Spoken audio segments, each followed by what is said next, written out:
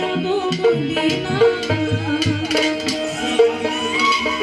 যেই মক্কা নগরীতে রাসূল পাক জন্মগ্রহণ করেছেন, যে মদিনায় রাসূল পাক হিজরত করেছেন, যারা মুসলমান আছে সকলেরই কিন্তু একটাবার হলেও স্বপ্ন আছে যে ওই মক্কা মদিনার মাটি আমরা একটু ছুঁয়ে আসবো, আছে না?